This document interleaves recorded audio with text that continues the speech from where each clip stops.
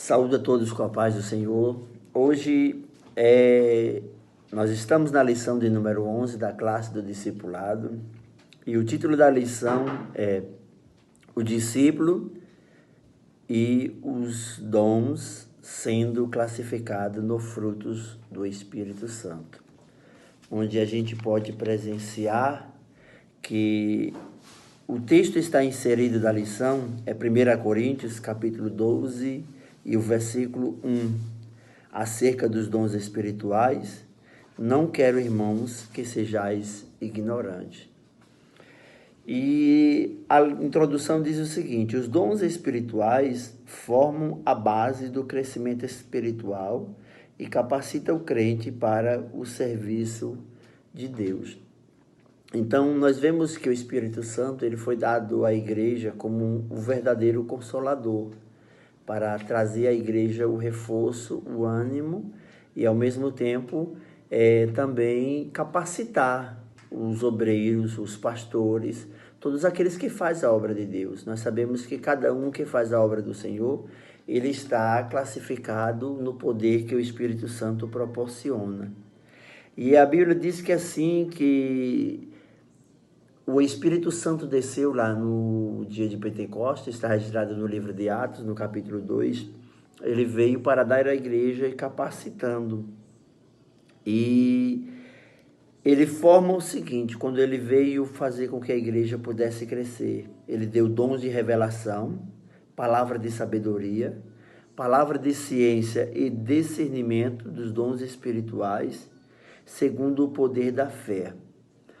Nós vemos que a igreja ela precisa desses instrumentos como todas as formas para que o evangelho seja cumprido. Lá em Marcos capítulo 16, versículo 15, diz assim: e estes sinais seguirão os que creem. Em meu nome expulsarão demônios, falarão nova língua, porão as mãos sobre os enfermos e os curarão. Nós vemos que a igreja ela precisa muito do dom de revelação, né? Porque é um dom que esclarece, que mostra à igreja a necessidade das pessoas conhecer a palavra de Deus, mostra também à igreja a maneira de como o crescimento da obra de Deus deve ser, porque através do dom de revelação ela vem revelar à igreja as formas sobrenaturais que deve passar para o seu crescimento espiritual. Diante dos dons, nós temos a palavra de sabedoria e da ciência. Então, a pessoa que busca em Deus o verdadeiro conhecimento, ele recebe esse dom da palavra.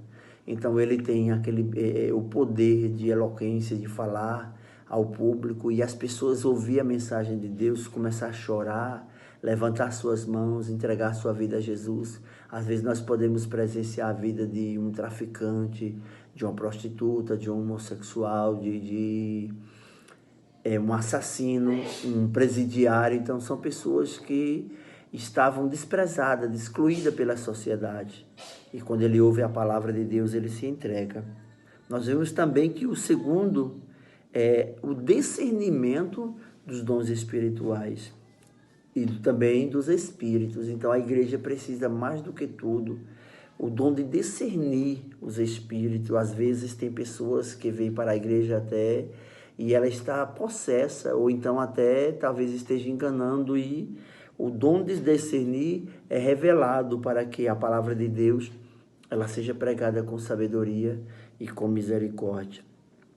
Nós vemos que no exemplo do Antigo Testamento, o profeta Eliseu era um homem de Deus e desmascarou o espírito enganoso que estava no seu servo, ao qual o nome dele era Geazi, que ele era servo de Eliseu, e Deus deu a ele o discernimento de que Geazi estava enganando, recebendo riquezas ilícitas que não era para ser recebida. Quando Naamã ele foi curado, e naquele momento Deus revelou ao profeta Eliseu. Já no Novo Testamento, a gente vê que está registrado em Atos capítulo 16, versículo 16 ao versículo 18, Paulo enfrentou uma situação na qual precisou discernir os espíritos. Ele conheceu a origem daquela bajulação. e expulsou o demônio em nome de Jesus, porque uma moça queria dizer que Paulo era filho do Deus Altíssimo, ela estava exaltando a Paulo, e Paulo não aceitou aquilo porque sabia que ali aquela mulher estava possessa de demônios. No segundo, nós vemos os dons de poder, que está, primeiro, dons de cura e operação de maravilha, que está dentro dos dons de poder. E nós vemos que dentro desses dons, ele se divide na letra A, Jesus deixou o exemplo. Ele dedicou grande parte do seu ministério para a cura, que nós deveremos usar, e hoje o dom que opera a cura faz com que as pessoas procurem Jesus, procurem o Evangelho e se sintam uma pessoa liberta. O ponto B diz, como operar os dons de cura? Ou como operam os dons de cura? A Bíblia apresenta métodos utilizados no uso dos dons de curar. Você pode vê-lo especialmente no ministério do apóstolo Paulo e também do apóstolo Pedro. No livro de Atos dos Apóstolos, nós vemos já ali o poder de Deus sendo manifesto na vida das pessoas através do dom de curar. E a operação de maravilha? A operação de maravilha é um tipo de dom que a pessoa recebe e ele opera milagres que seja assim uma coisa extraordinária, como a ressurreição de mortos, a visão de um cego, paralítico andar.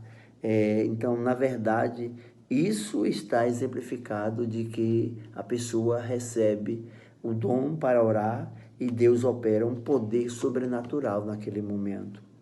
Nós vemos o terceiro ponto, que são os dons de inspiração, que é o dom de interpretar línguas, dom de profecia, que são os dons de inspiração. Então, a igreja ela precisa a interpretação de língua, que muitas das vezes tem pessoas que estão na igreja e ficam falando muito tempo em línguas estranhas, e o apóstolo Paulo recomendou que línguas estranhas só é para ser falo quando há interpretação, porque a língua estranha ela não edifica a igreja, e se ela edifica a pessoa em si mesmo. E dom de profecia é um dos dons que serve para fortalecer, para ajudar, para corrigir, para revelar. Então, o dom de profecia era um dom, e a Bíblia diz que esse dom é para ser buscado com zelo. Nós vemos que a palavra de Deus, ela recomenda que a profecia seja um dom que muitas das vezes possa ser julgado quando é profetizado para uma pessoa. A pessoa que recebe a mensagem pela profecia, ela tem que olhar e ver direito a mensagem que foi direcionada para ela. Diante da profecia, tem que estar dentro da base bíblica. E também as fontes da profecia, o motivo que faz o dom de profecia sujeito ao julgamento da igreja, e sem dúvida as suas três fontes de inspiração: o espírito humano, o espírito imundo mentiroso e o Espírito Santo. Então, há também, às vezes, se não haver cuidado, a pessoa pode fazer com que o dom de profecia fique um dom sem sentido para a igreja. E nós vemos que a lição diz aqui, em cada culto, apenas 2 ou 3 devem profetizar. 2 crentes não podem profetizar ao mesmo tempo, pois criam confusão e deixam dúvidas sobre quem Deus está usando. Então, naquele momento nós podemos presenciar o seguinte, que no momento em que há uma profecia, não pode ser 2, 3 ao mesmo tempo falando, não. A profecia ela tem que ser dada à igreja, a igreja tem que todo mundo estar ouvindo, e a mensagem, porque depois que ouvir aquela mensagem, cada um vai observar e vai analisar se aquela mensagem está dentro dos propósitos da Bíblia e também para quem foi designado. Nós sabemos que a lição também diz que o ensino é quem até pode dar graça e sabedoria às pessoas para buscar os dons espirituais. Então, se a pessoa não tem uma base bíblica, se a pessoa naquele momento não está buscando dentro de si o poder do Espírito Santo para profetizar com sabedoria e graça, ele finda se precipitando. E dentro dos dons espirituais, a gente pode ver que a palavra de Deus exemplifica que o Espírito Santo produz também os seus frutos. Aqui nós temos a laranja, a pera, a maçã, a banana e a uva. Então, nós vemos que aqui está uma classe de frutas, que cada uma delas tem o seu potencial de vitamina, seu sabor, ela tem o seu sistema de massa e fibra e também ela tem um resultado positivo na vida das pessoas se você usar sobre medida. Então, você não pode consumir cada fruta dessa em excesso. Por quê? Porque se em vez dela produzir um efeito positivo, o efeito dela vai se tornar negativo. Então, nós vemos que cada fruta dessa aqui, ela serve para um momento, um estágio do nosso corpo e do nosso organismo, como classes de vitamina, como potencial de potássio, de fibras, o que cada uma dessas frutas oferece. Mesmo assim, está classificado os dons espirituais. Eles devem ser usados para a igreja, para que venha ajudar o crescimento da igreja e não inchar ou crescer ou fazer com que a igreja seja cheia de movimento, de barulhos sem sentido. Então, como está essa classe de frutas, cada uma delas podendo trazer um efeito espiritual, mesmo assim, são os dons espirituais. Aqui diz o seguinte, ao discipulado, nunca permita que o espírito mentiroso coloque dúvida no seu coração sobre a origem das línguas estranhas ou do batismo no Espírito Santo. 3.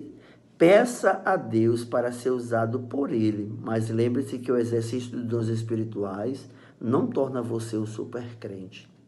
Outro, tenha em sua mente um controle pelo Espírito Santo, a fim de viver sempre em busca dos dons, especialmente os relacionados aos dons com poder. Ore a Deus e peça os dons com sabedoria, de ciência e de discernir os espíritos. Fazendo assim, você cresce espiritualmente e também ajuda ao crescimento da igreja. E assim eu agradeço essa rica oportunidade. Que Deus abençoe a cada um de vocês, em nome de Jesus.